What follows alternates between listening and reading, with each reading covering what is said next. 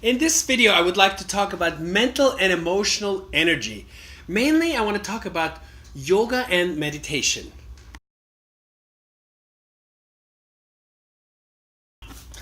Yoga will help to promote your overall health and will increase the flow of energy in your body. By giving yourself time to relax and breathe, you will get a break in stress and you get the ability to heal better.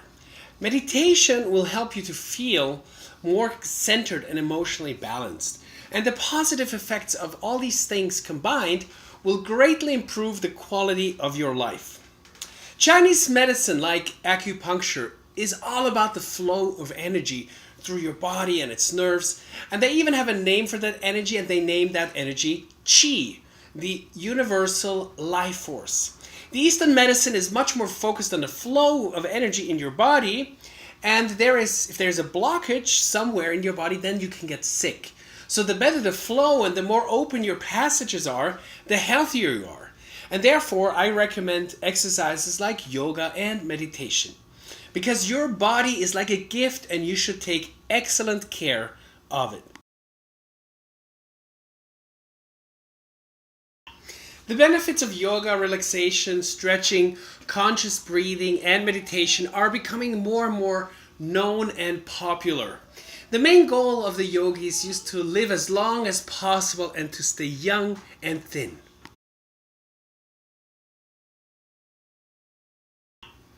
When is the best time to do yoga and meditation for that matter? Well, typically it is during times where everything is still quiet, which typically is in the morning. So if you get up, let's say at 5 or 6 o'clock, and first you start with meditation and yoga, you will start your day more energetic and you can think and dwell about your goals, about the things you want to do for the day. Maybe think about some problems you want to solve. And that's a great way to start. So typically, first thing when you wake up in the morning to do it. Another good time is last thing when the day is over, before you go to bed, maybe at 8 or 9 o'clock at night. That's also a great time to do yoga and meditation.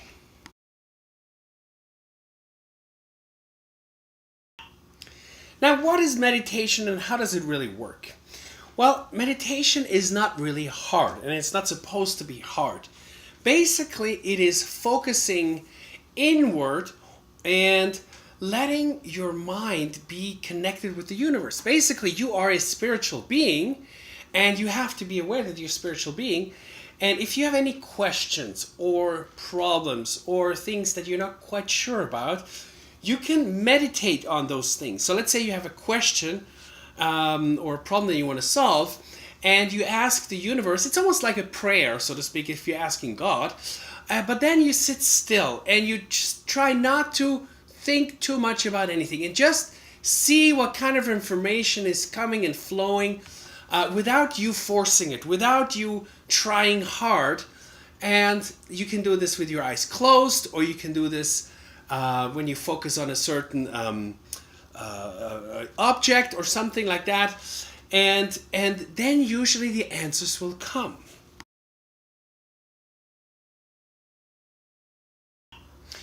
One of the main benefits of meditation is to get more clarity, but it is also helpful to reduce stress, to lose fear, to develop more awareness, to be more happy, to get more peace of mind, and to become mentally sharper.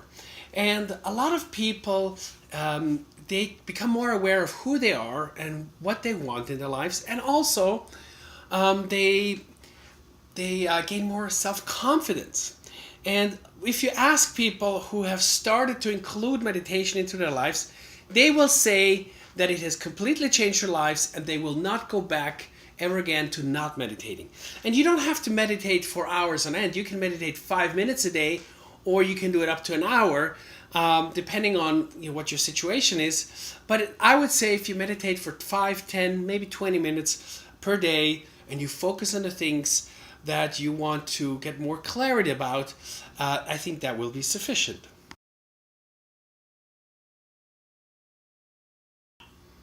A great way to do meditation is out in nature, where you feel more connected with the world and with Earth and with the universe, so to speak. Now, why should you do meditation? Because you are a spiritual being, and it's almost like you tap into the knowledge or the wisdom of the universe. And it's like developing more intuition. And the more intuition you have, the more inspiration you can receive. Do you remember when you, let's say, are in the shower or taking a bath or you're swimming somewhere, when you're near water, that often happens too, because that's when you get ideas and when things flow. And when you have a problem, all of a sudden you get that insight that you've been pondering about, let's say, all week, and all of a sudden you're in a meditative state and the answer comes to you.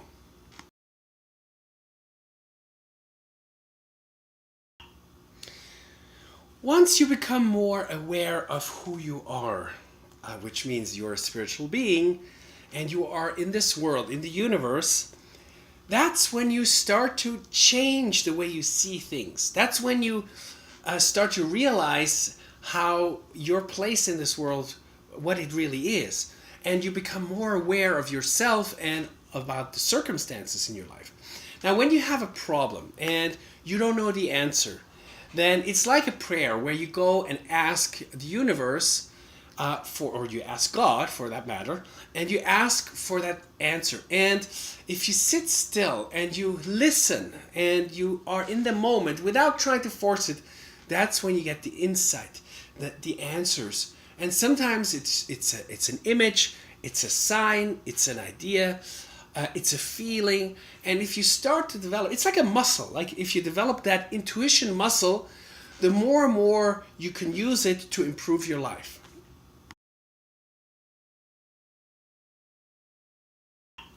There are lots of books and things on the internet about meditation. And, there's not really a right way or a wrong way, or you don't have to think you need to become an expert, because it's like breathing, okay? It's something that will come natural to you. Now, but there's books that can help you that have little exercises in there that are like guided motivations. You can also listen to CD programs where you just listen to what the person is saying and there's some relaxing music, and it will help you to get in a certain state. Now, if you don't know where to start, an easy way to do it is focusing on counting. Let's say you count 3 times to 60 and you focus on counting the numbers, and you do it in your head and you only focus on counting. You don't think about anything. You try to empty your mind, and then you will start to live more in the moment, and that's when you start with the meditation process.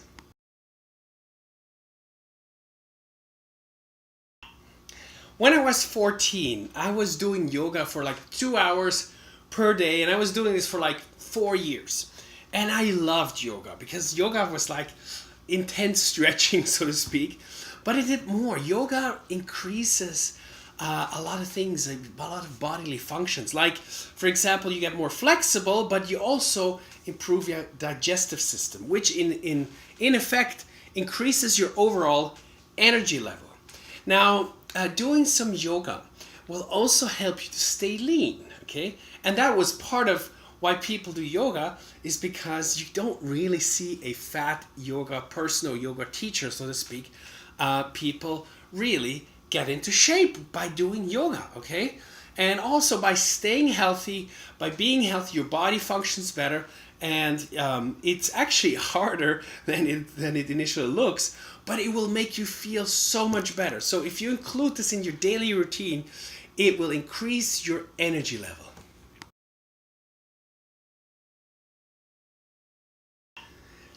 If you're not sure how to start with yoga, you can take a class or you can buy a book. And this is actually a great book. And I had this book, exactly this book, when I was 14. And I started doing all the exercises that were described in there. Okay? So this was a fantastic, fantastic book.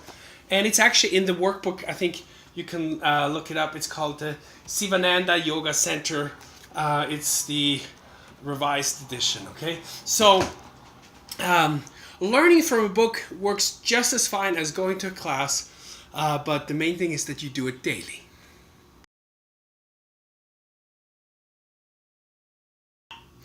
Now this video is about emotional and mental energy.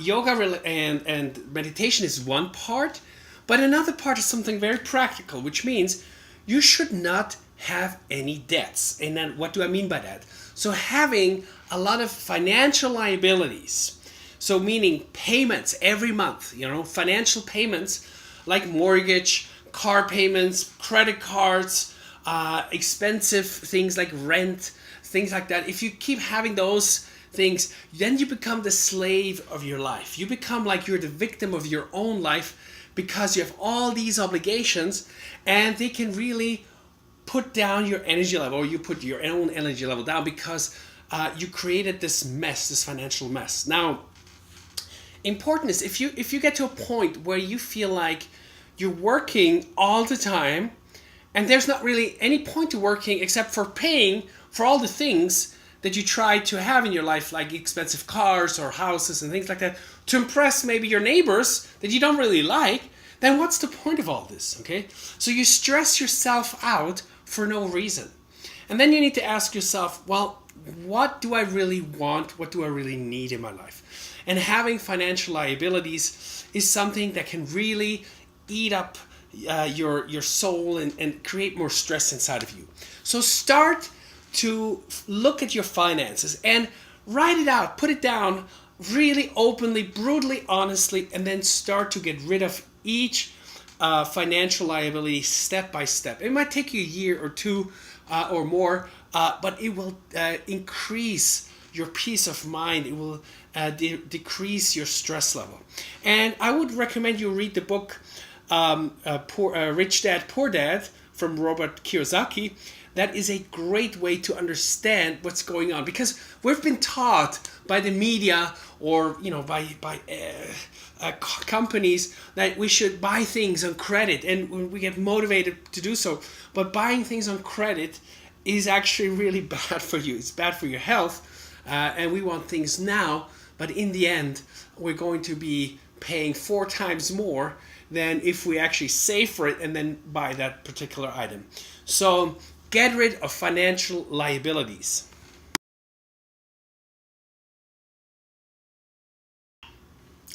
Another factor is very personal for me.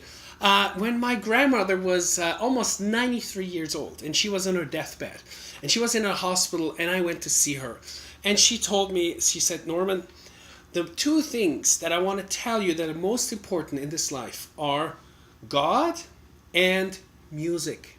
Make sure you have music in your life. And I've never forgot that. And I'm sure you love music too, and everybody has a different taste. But I feel like music is like honey for the soul, and we need to have music in our lives. Whether it's driving in the car, singing your lungs out, it's really relieving and it can help you to reduce stress. Or while you're working, have nice music in the background playing. So include music into your life wherever you can, or play an instrument. I used to play the piano, so I feel like music is going to really improve the quality of your life and reduce stress and give you more emotional strength.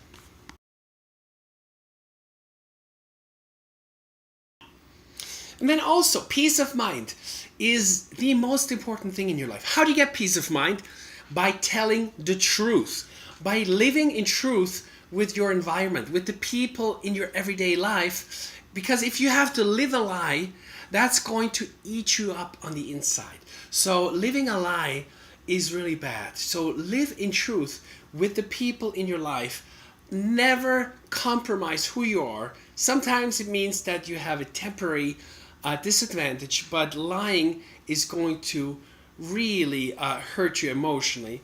And I want to encourage you to, from now on, keep telling the truth. And if there's people or situations in your life where you haven't been completely honest, open up, and the right people will stay in your life, the wrong people will leave your life, but you need that peace of mind to be emotionally and mentally balanced.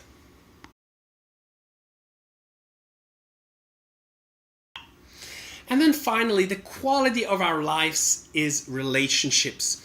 If you have good relationships, then your life is good. If you have bad relationships or toxic relationships, then your life is stressful, okay, or challenging. Now, if you have toxic or bad relationships, however you want to define that, you need to either get rid of those relationships, get out of the relationship, or you need to communicate with that person and set boundaries. Whatever it is that you need to do, but you cannot live in a situation where you have to either walk around eggshells all the time, where you can't be yourself, where you feel constantly hurt, or where you actually where it damages your soul. So you need to value yourself enough to get rid of toxic relationships, because it's really stressful, and changing that part of your life will definitely make everything better.